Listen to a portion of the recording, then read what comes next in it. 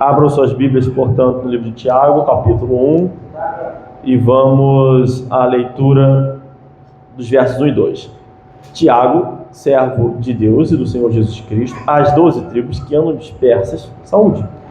Meus irmãos, tende grande alegria quando enfrentardes várias tentações. Muito bem. Então, a primeira coisa que eu quero salientar aqui é que Tiago está escrevendo essa carta, uma epístola universal de Tiago, né? É uma carta a estas 12 tribos que andam dispersas. É curioso isso, porque nesse momento aqui, né, ainda não se tinha perdido pelo menos na história, né, não se haviam perdido todas as tribos, né, porque ainda tinha um remanescente ali, os samaritanos, aquela coisa toda ali, né, ainda dava para argumentar de alguma maneira. Mas aqui ele já está considerando todas, inclusive de Judá, todas dispersas, né, que é sensacional, porque hoje não dá para identificar nenhuma tribo. Nenhuma, nem tribo de Judá, nem absolutamente nenhuma tribo que teria no tempo de Cristo sido permanecida, nesse momento não tem como mais identificar. Pois bem, escreve isso e fala saúde. Então quando alguém fala assim, desejar saúde é falta de educação, já viu isso? A pessoa espirra, atine, aí você fala, saúde. Não, mas desejando saúde, eu falo normal aqui, ó, saúde. Tá? Saúde. Apesar de que esse saúde aqui pode ser de saudação, mas seja como for, saúde. Mas não é esse o tema, não. Isso aí é só nem sei porquê. O mais importante aqui desse versículo é: tende alegria quando enfrentardes várias tentações. Então, a gente já começa o livro de Tiago refletindo sobre, primeiro, ele está escrevendo para aqueles que são salvos, né, aqui, nesse momento, e diz para termos alegria quando enfrentarmos várias tentações. Então, com essa pequena frase, a gente já pode definir algumas coisas. Se você não tivesse lido nada da Bíblia, não conhecesse nada de nenhum outro versículo, e lesse somente isso aqui, quando diz, meus irmãos, têm de grande alegria quando enfrentardes várias tentações, esse fosse o único versículo, você entenderia que aqueles que são irmãos, ali de Tiago, enfrentarão tentações. Não é isso? É uma garantia. Todos enfrentamos tentações. E ele está dizendo, tende alegria quando enfrentares várias tentações, sabendo que a prova da vossa fé opera a paciência. Então a tentação, esse momento de conflito, de dificuldade, ele opera, ele tem uma função em nós, que é o quê? Provar a nossa fé. Ela prova a nossa fé para operar, para gerar a paciência. Então um dos objetivos, tem muitos objetivos, né? Mas um dos objetivos do cristão que é salvo é ser paciente. É ser longânimo. Como é que você chega nisso? Como é que você chega nessa paciência? Você chega na paciência enfrentando as tentações, com a sua fé sendo provada. Ora, e se você enfrenta as tentações e cai nas tentações, quer dizer que você perdeu a salvação? Não. Quer dizer que você ainda não conquistou a paciência devida de um cristão. É somente isso. Então, o cristão, lá a gente, quando estudou Romanos, a gente viu isso lá em Romanos 5, ele fala sobre isso, né? Como é que a relação, né, de tentação, tribulação, paciência, e gera esperança, no fim das contas, né? Então, o cristão, ele é, sim, aperfeiçoado em vida através das tentações. Isso considerando que ele vá superar e vencer as suas tentações, né? Senão ele não é aperfeiçoado, ele continua no mesmo estágio em que está. Verso 4: tenha, porém, a paciência, a sua obra perfeita, para que sejais perfeitos e completos, sem faltarem coisa alguma.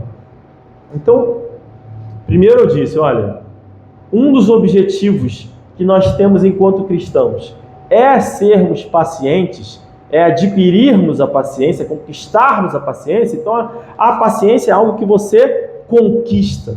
Está às suas mãos, você pode conquistar à medida que vence as tentações. As tentações é algo que você enfrenta. Você pode se tornar paciente, pode não se tornar paciente. Tendo sido, portanto, transformado em alguém paciente, você precisa que essa obra seja perfeita, para que seja perfeitos e completos, sem faltar em coisa alguma. O texto, quando fala assim, sem faltar em coisa alguma, ele não está dizendo perfeitos e completos sem faltar em coisa alguma. Então não é perfeitos e completos e ponto. É perfeitos, completos, vírgula, sem faltar em coisa alguma. Então esse perfeito não é de sem pecado, não é andar perfeitamente como Jesus Cristo andou. É de perfeito, completo, sem faltar em coisa alguma. Não é isso? É perfeito no sentido de completo, vírgula, sem faltar em coisa alguma. Então isso está definindo o que é essa perfeição. Por isso é importante. Lembra que o Tiago, ele vai ter, a gente vai passar por esse texto, ele vai falar da religião pura, imaculada no final, né? Tiago é um texto muito utilizado por muita gente que defende a salvação pelas obras. Então já de cara a gente já começa a quebrar esses principais argumentos nessa ideia de você ter uma obra perfeita, de você ser perfeito, de todas as suas obras serem perfeitas. Não é isso que está falando. Está falando de você como cristão que conquistou a paciência, agora você pode ser completo, perfeito, porque tem outros atributos que você vai precisar acrescentar à sua fé. Mas para que você acrescente esses atributos à sua fé, você primeiro precisa ser paciente. Se você não for paciente, você vai continuar enfrentando tentações. É isso. Você vai passar a sua vida enfrentando tentações. E tem gente que literalmente passa a sua vida enfrentando e caindo em tentações. Literalmente. Na própria igreja de Nova Iguaçu tem o caso de um irmão que foi expulso da igreja porque ele não conseguia deixar de frequentar casas de coisa, entendeu? Não conseguia. Isso quer dizer que ele não está salvo? É difícil você dizer isso. Certamente ele não é um cara paciente, isso eu tenho certeza. Que ele continua caindo na mesma tentação, ele não é um cara paciente. Ele foi expulso da igreja porque não pode conviver na igreja, nesse caso, mas pode ser que ele esteja salvo ainda e continua caindo nessa tentação. Se ele estiver salvo, ele está salvo, É que eu digo pode ser que ele esteja salvo, porque pode ser que ele nem seja salvo mesmo, né? Nem esteja caindo em tentação. Mas enfim, considerando que ele foi salvo, ele está salvo, independente de que ele caia na tentação. É bom falar de forma mais clara. Verso 5. E se algum de vós tem falta de sabedoria, peça a Deus, que a todos dá liberalmente, e o não lança em rosto, e ser-lhe-á dado. Então, antes de falar do próximo passo aqui, o que ele está dizendo aqui? Ora, você vai ser perfeito, completo, vírgula, né? Sem faltar coisa alguma. Mas é possível que você seja paciente e tenha ainda falta de algo mais específico, está indo mais além, para deixar claro que essa obra perfeita que ele falou lá no verso 4, não é que você é perfeito em suas obras, as suas obras são perfeitas, é que você é perfeito de completo mesmo, sem faltar em coisa alguma. E se por acaso ainda vier a faltar algo que está considerando aqui, entendo eu, ser fundamental, que é a sabedoria. Então você pode ser paciente, ter vencido as tentações, ser uma pessoa paciente e não ter ainda sido um cara sábio. É possível. E aí você está dizendo, se isso for algo que lhe falta, agora, mas enfim, se isso for algo que lhe falta, peça a Deus, e Ele vai te dar uma promessa. Se você pedir sabedoria, Deus vai lhe dar. Salomão pediu sabedoria, Deus lhe deu. Se você pedir, Deus vai lhe dar. É uma promessa. Tá? Se falta sabedoria, agora, o fato de você reconhecer que lhe falta sabedoria e pedir sabedoria, já é por si só um ato de sabedoria, né? Porque normalmente a gente acha que é sábio. A gente sabe tudo, a gente entende tudo, especialmente os jovens, adolescentes e tal, né? Tem esse sentimento. Então quando você reconhece, poxa, está me faltando sabedoria, Isso, a sabedoria, é a sabedoria espiritual, que vem do temor do Senhor, né? Todo aquele princípio descrito em Provérbios. Mas existem sabedorias específicas, em lidar com situações específicas. Em todos os casos, fica o conselho: peça sabedoria. Sabedoria para lidar com a situação, sabedoria para lidar com aquela outra situação. Eu tenho enfrentado alguns questionamentos que são novos na minha vida em relação a meus filhos, que eu não sei como lidar. Então eu peço sabedoria a Deus. Venho pedindo sabedoria, converso com a minha esposa, converso com os irmãos da igreja, vou pedindo sabedoria a fim de que receba. E eu tenho certeza e percebo, através das ações que eu vou tomando, à medida que a situação acontece, que Deus tem me dado sabedoria, sem eu perceber. Eu não recebi sabedoria, agora eu sei lidar com isso. Não. Quando de repente acontece alguma coisa, eu sem saber falo alguma coisa, e aquela coisa justamente causou um resultado que eu esperava, sem eu saber que ia causar. Poxa, isso só pode ter vindo de Deus. Que não foi algo que eu planejei, vou conversar isso, que vai ter esse retorno. Não. Sabedoria que vem de Deus, à medida que eu humildemente me coloco diante do Senhor e falo: Senhor, eu não sei lidar com isso. É novo. Então eu peço sabedoria e Deus dá. Vamos lá. Agora entra algumas questões confusas.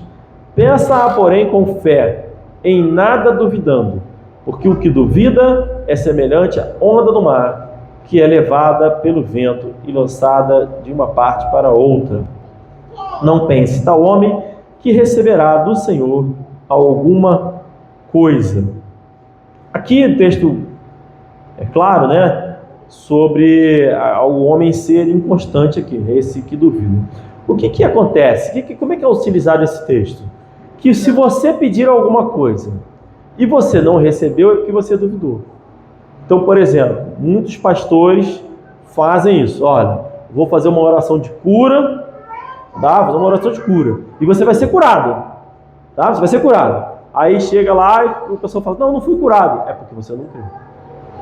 Você não teve fé e se utiliza disso aqui, tá? No entanto, eu desconfio que essa fé aqui, depois, à medida que o texto for avançando, eu acredito que eu vou ter mais argumentos para defender essa minha teoria aqui, tá? Mas eu desconfio que essa fé aqui, em nada duvidando, é de fato uma fé a respeito da própria salvação, tá? De você ser alguém que é salvo. Porque o cara que é salvo, não que é salvo, mas que não duvida da sua salvação. Por quê? Porque nós podemos duvidar da nossa salvação e ainda assim continuaremos salvos. Que isso? Como é que você fala uma coisa dessa? João Batista foi o indivíduo descrito e caracterizado pelo Senhor Jesus como sendo maior do que todos os profetas. Todos os profetas. Maior do que Elias. Elias ressuscitou um homem, né? Maior do que Eliseu, maior do que Moisés. Qualquer um, Adão. João Batista foi posto por Jesus Cristo acima de todo mundo. Sara, acima de Noé, acima de homens que conviveram, viram a Deus, João Batista foi colocado acima desses todos, inclusive de Abraão, que é chamado de pai da fé. Então João Batista colocado como acima de Abraão, o pai da fé. Quando esteve preso, mandou os seus servos irem perguntar a Jesus se Jesus era Jesus mesmo. Foi ou não foi? Pergunto: João Batista duvidou ou não duvidou? Ora, e ele estava salvo ou não estava salvo? João Batista vai estar ou não vai estar no céu? Com certeza. João Batista está garantido, tem certeza que nós vamos encontrar João Batista no céu. E ele duvidou. Na nossa vida, nós temos momentos que nós duvidamos. Hoje eu acho difícil que eu venha passar por isso, mas pode acontecer. Pode acontecer. O meu bisavô, ele no final da vida ficou esclerosado, não lembrava mais de nada. Sabia mais de nada. Quem era a mulher dele, não sabia mais de nada. Quem era quem, não sabia nada. Pode ou não pode acontecer isso? Pode. Ele perde a salvação por causa disso? Lógico que não. Lógico que não. Então, eu acredito que isso é improvável de acontecer nesse momento. Mas não, tá escalando lá, hein? Mas não seria totalmente impossível. Tá vendo, né? Enfim, então é possível que isso aconteça com absolutamente qualquer um. E aí está dizendo o seguinte: se você está nessa inconstância, aí não necessariamente você vai receber de Deus o resultado das suas orações. O livro de Tiago vai falar muito sobre como Deus vai responder às suas orações. Ele vai falar muito sobre isso, vai terminar falando disso. Então, uma das coisas é essa, o momento que você está orando. Agora, isso não quer dizer que você estando fragilizado, duvidoso, Deus não vai te responder. Apesar de estar dizendo aqui essa certa circunstância. Vou te dar um exemplo. Elias estava lá, estava ou não estava duvidoso sobre tudo. Ele tinha acabado de matar os profetas de Baal. Foi só Jezabel dizer que ele ia morrer, e ele não matou na mão. Ele matou miraculosamente. Primeiro Deus fez o fogo, que é a coisa toda. Ele foi e fugiu com medo. Fugiu de medo. E Deus respondeu ou não respondeu a oração dele? Respondeu. Mandou ou não mandou lá a comida dele? Mandou. Então, para todas essas regras que tem na Bíblia, e que se você fizer tal coisa, tal outra coisa vai acontecer, existe acima disso a própria vontade de Deus. É importante deixar isso claro. Por exemplo, o sujeito que honra teu pai e tua mãe, ele pode ou não pode morrer na guerra? Pode ou não pode morrer novo? Pode. Agora, tem o rei que iria morrer. Ele orou e ganhou mais 10 anos. Foi ou não foi? Estava para morrer, ganhou mais 10 anos de vida. Então, o que isso quer dizer? Seus dias serão prolongados, mas poderia ser que você morresse bebê. Mas você ganha mais 10 anos de vida. Morreu não quer dizer que você vai morrer velho. Não tem essa garantia. É que seus dias se prolongarão, para além de quando era. Então, para todos os casos, existe, sim, a soberania de Deus, a vontade de Deus. Então, aqui, ele está falando sobre isso. Homens que são inconstantes. Homens, e nessa inconstância, mais para frente, a gente vai ler já, ele vai falar sobre gloriar-se. Então essa dúvida, por isso que eu estou dizendo, eu vou aumentando a minha certeza de que essa dúvida tem a ver em relação a isso. Essa dúvida tem muita relação com o fato de você confiar em si mesmo. Então, por exemplo, vou dar um exemplo. Poxa, eu estou pedindo a Deus sabedoria para lidar com um problema no trabalho, mas eu sei que eu consigo lidar. Na minha cabeça, eu sei que eu consigo lidar, eu vou lidar com isso. E ao invés de esperar e aguardar aquilo que vem do Senhor, eu vou lá e faço. Então eu não recebi a sabedoria do Senhor, né? Não agi por conta própria. Por quê? Porque eu me gloriei em mim mesmo. Vamos lendo para ver se faz sentido isso com a sequência do texto, tá? Lembrando que o livro de Tiago também é um livro um pouco melindroso, em alguns aspectos. Não pense, tal homem que receberá do Senhor alguma coisa. O homem de ânimo dobre, que é esse que fica o tempo todo inconstante, né, é inconstante em todos os seus caminhos. Mas glorie-se o irmão abatido na sua exaltação. Então, tá vendo? Ele está falando de gloriar-se, né? Então, a contraposição em ser inconstante é gloriar-se no irmão abatido. Então, dá a entender de que esse de homem dobre, de ânimo dobre, ele se gloria em coisas erradas. Então, se eu me glorio em coisa errada, e toda a honra e glória pertence a quem? A Deus. Em que eu estou me gloriando? Aquilo que não é certo, que não é Deus, então em qualquer outra coisa. Coisas humanas, terrenas. Portanto, eu acredito sim que seja esse tipo de inconstância que esteja se referindo. E à medida que a gente vai lendo, a gente vai ver que mais e mais essa dúvida aqui vai sendo mais fortalecida nessa tese que eu estou trazendo aqui. E o rico em seu abatimento, então, voltando, né? Glorie-se o irmão abatido na sua exaltação. Então, o irmão abatido vai gloriar-se, né? Quando for exaltado. Isso acontecerá. E o rico em seu abatimento. Olha que interessante. Porque ele passará como a flor da erva. Então, o rico é o que não está abatido nesse contexto aqui, né? Está seguro, tranquilo. Quando ele for abatido, glorie-se. E o outro que está abatido, glorie-se na sua exaltação. O que ele está querendo dizer com isso? Na confiança no Senhor. Quando ele é abatido, quem o abateu? O Senhor. Quando ele também é exaltado, quem o abateu? O Senhor. É por isso que é difícil que o rico, né? O texto diz isso, é difícil que o rico entre no reino dos céus, né? Como um camelo na agulha. Por quê? Porque ele confia muito em si mesmo, confia nas suas posses, ele ajunta mais um celeiro, né? Tudo isso o texto diz. Vou construir outro celeiro e vou ficar tranquilo. Tolo. Então, essa confiança tem que estar no Senhor. Então, mais uma vez, eu volto a dizer sobre esse pedir com fé, fé no Senhor e não em si mesmo, essa inconstância.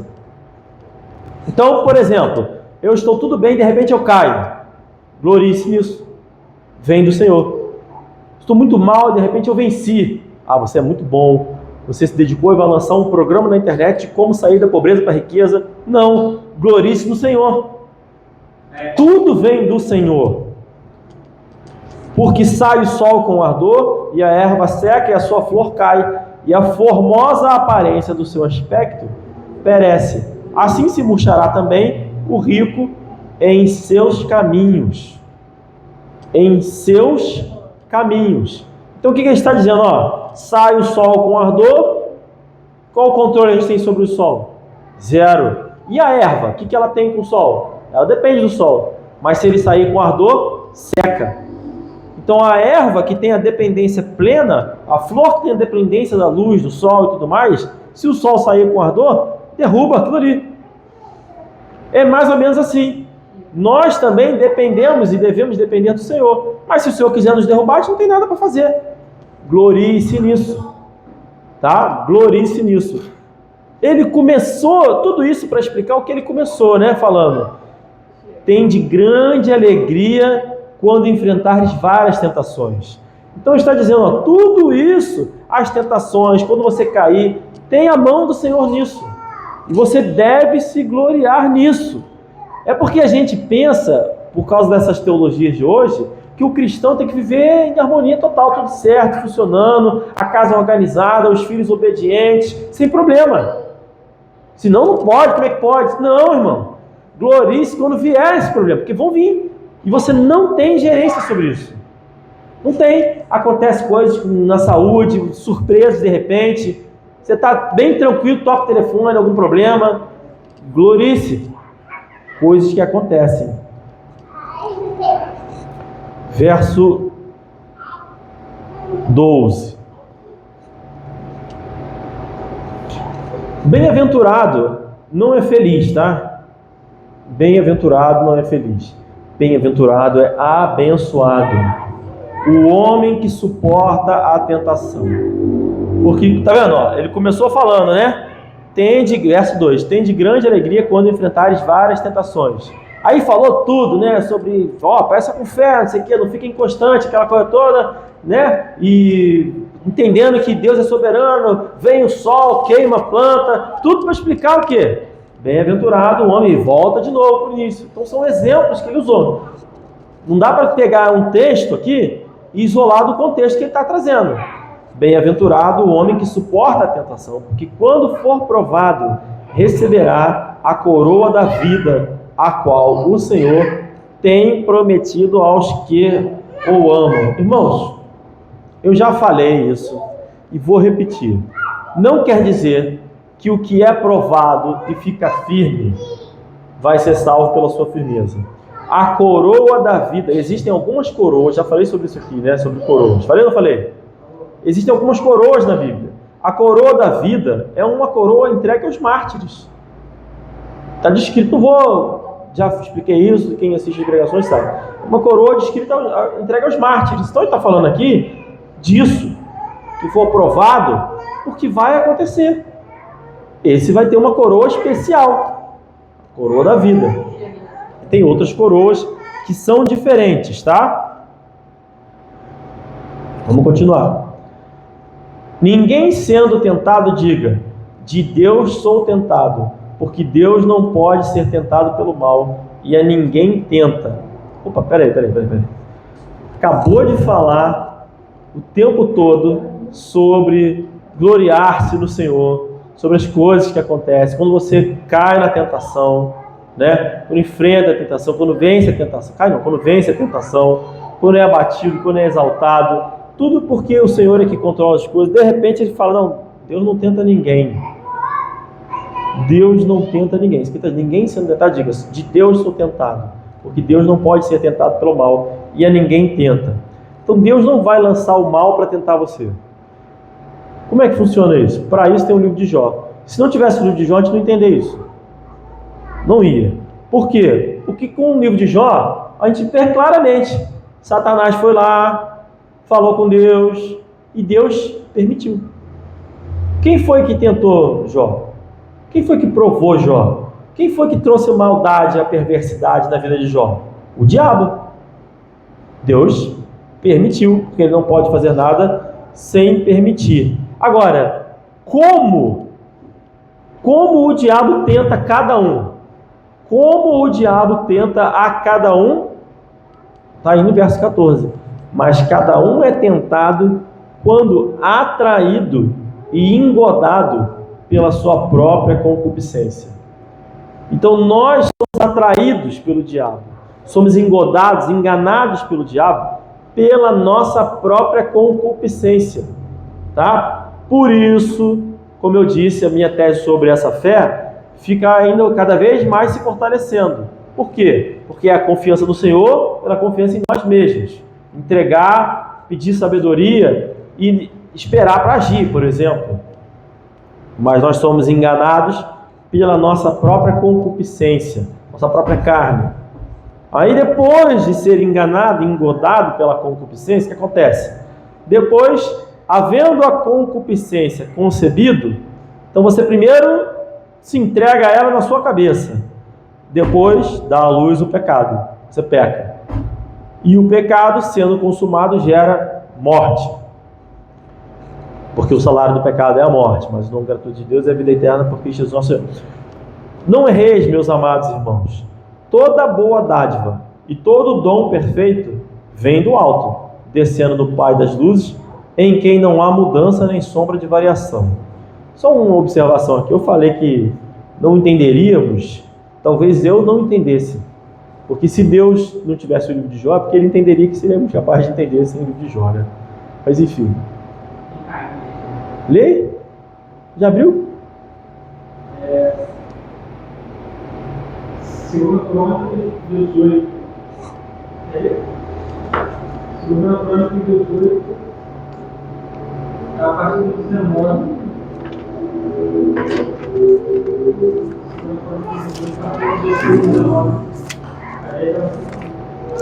Mas é quantos versículos? Até qual? A história de Micaías. Só porque tem também antes de Jó. Segunda Crônicas 18, verso 19. E disse o Senhor: quem persuadirá a Acabe, rei de Israel, para que suba e caia em Ramote e Gileade? Um dizia desta maneira e outro de outra. Então saiu um espírito e se apresentou diante do Senhor e disse: eu o persuadirei. E o Senhor lhe disse: com o quê? E ele disse: eu sairei e serei um espírito de mentira na boca de todos os seus profetas. E disse o Senhor: tu o persuadirás e ainda prevalecerás. Sai e faz-o assim. Amém. Então, tá vendo? Podia estar sem o livro de Jó. Estava explicado aqui. Que aconteceu aqui? O Senhor reuniu lá, né, os anjos lá. Alguém.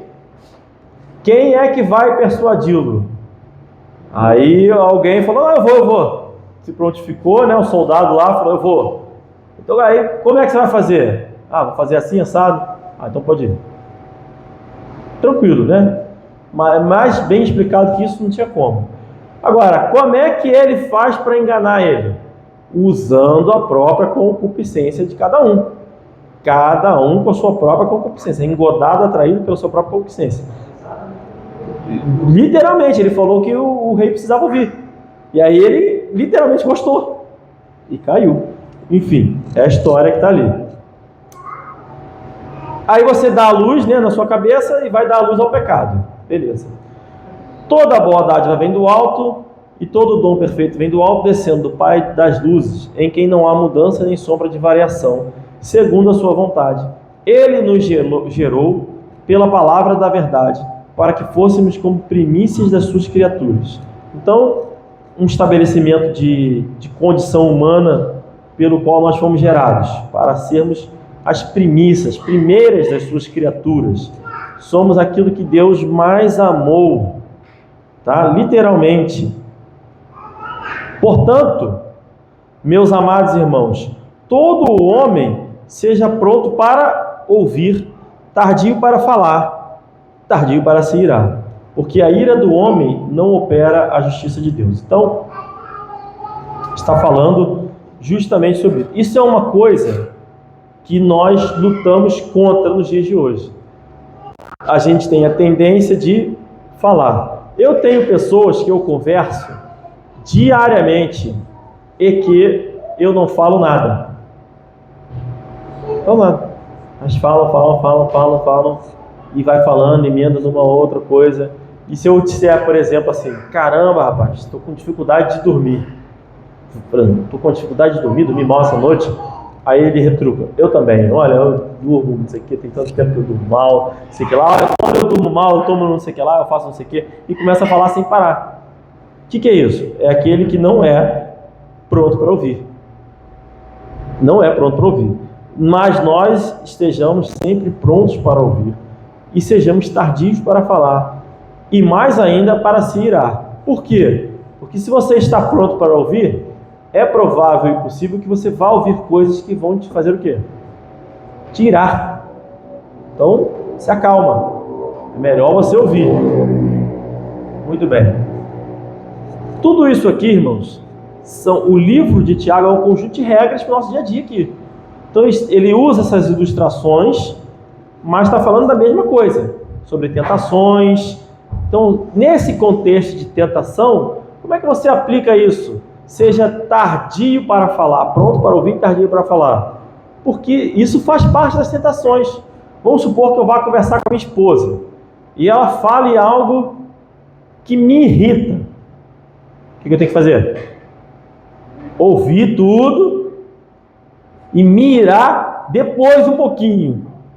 Tardio não é para você não se irar, é para você não se irar na hora. Se controla, tal, aí depois, pronto, já estou pronto para me irar. Aí você se ira. Enfim.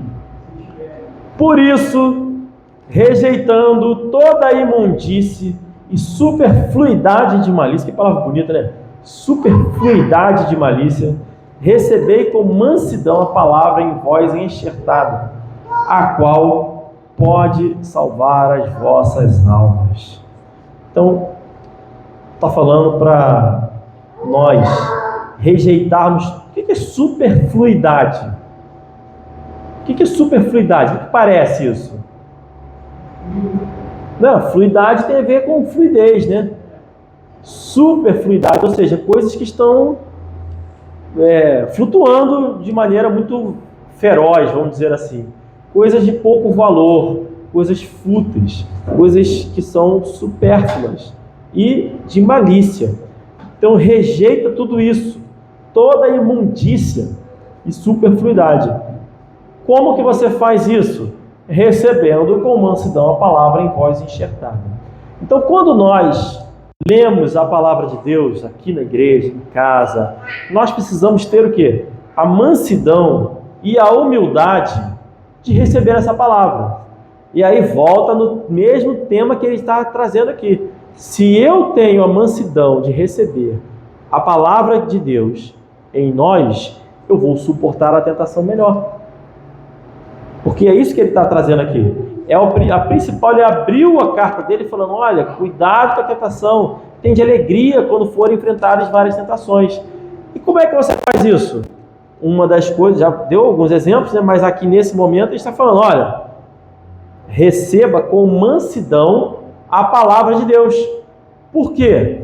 Porque muitas vezes eu lembro que eu tinha uma tia que reclamava que o meu tio tudo ele discutia usando a palavra de Deus. Tudo, ele jogava a palavra de Deus. E textos que a gente usa aqui na igreja. A mulher não pode falar na igreja. E coisas assim. Irmãos, pode ser uma falta de sabedoria de quem fala. Falar assim, a mulher não pode falar na igreja. Pode ser meio grosso, né? Mas é a palavra de Deus. É a palavra de Deus. Então a gente... Mas quando ele fala para receber com mansidão, é porque muitas vezes, estou dizendo isso, que a gente é confrontado com isso. Qual é a tendência? Se irritar. Porque está nos confrontando. Recebe com mansidão.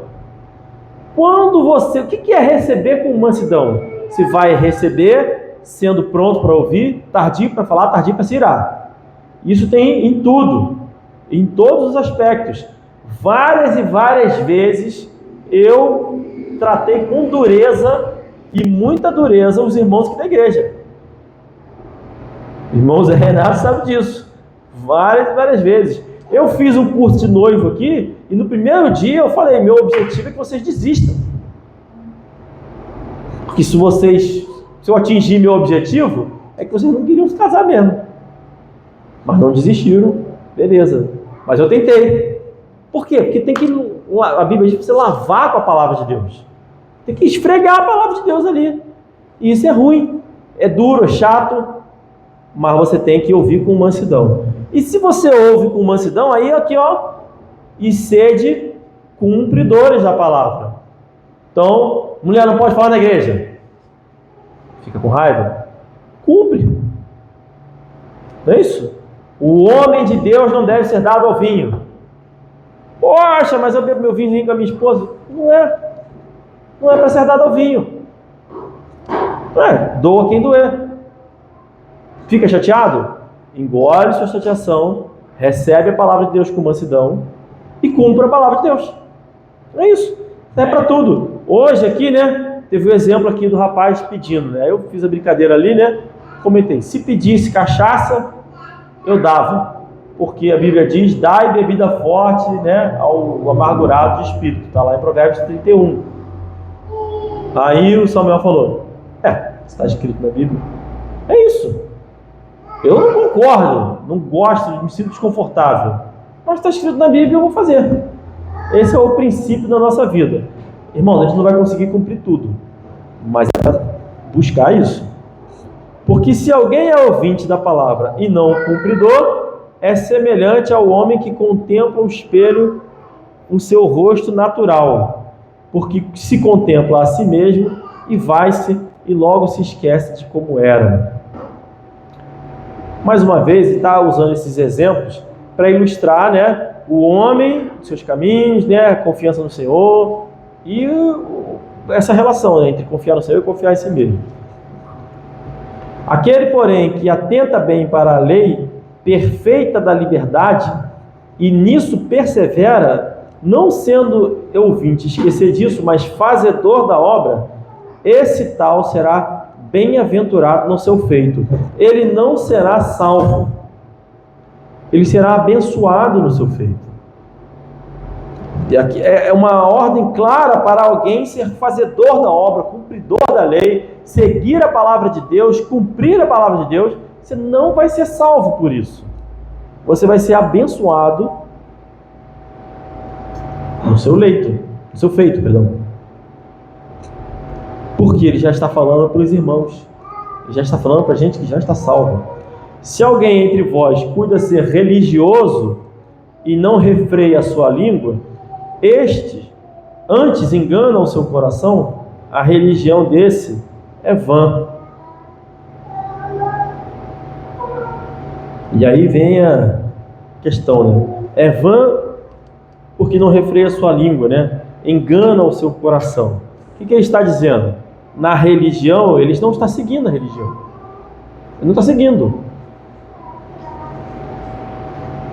Porque ele não é um fazedor, um cumpridor. Ele é um ouvinte, não cumpridor. Agora, a religião, no sentido de salvação, não é, né, gente? Não é. Está falando de alguém que é bem-aventurado. Então, bem-aventurado, abençoado no seu feito. A Bíblia não diz que em tudo que fizeres, pôres as mãos, será abençoado? Tem vários textos que falam sobre isso. Logo, como é que isso funciona? Sendo você um cumpridor da palavra de Deus. E mesmo assim, você vai passar por tentação, por provação, por sofrimento. Você pode ser exaltado quando estava mal, você pode ser derrubado quando estava bem. E isso é ser abençoado. Ser abençoado não é ser bem-sucedido, materialmente falando. É estar de acordo pleno com a vontade de Deus. É isso. Por exemplo, o meu pai uma vez entrou no escritório para ver um trabalho lá que ele queria. A Polícia Federal entrou no escritório, eu não conhecia ninguém, a Polícia Federal entrou no escritório e levou todo mundo preso. Quem estava lá dentro foi preso, meu pai foi preso junto. E ficou lá umas 2 semanas até explicar que focinho de porco não era tomada. E ficou lá. Diz ele que foram mais de 100 conversões na prisão. Porque ele ficou lá pregando. Então, enfim, poxa, foi preso. Foi preso injustamente, todo mundo acusando ele de que foi preso. O pastor César foi preso. Foi inocentado, né? Nem inocentado, não foi nem acusado, né? Mas aqui as coisas são demoradas. Mas enfim, foi liberto lá. Mas naquele meio tempo ele foi usado por Deus para mais de 100 conversões. Então, ele não foi bem-aventurado? Foi bem-aventurado no seu feito. Ele foi lá para fazer algum negócio, ganhar algum dinheiro. Isso foi bem-sucedido? Não. Graças a Deus, talvez se fosse, os caras iam ser alguma coisa errada lá, né? Talvez fosse preso merecidamente, né? E não foi. Foi preso imerecidamente, ganhou almas lá dentro.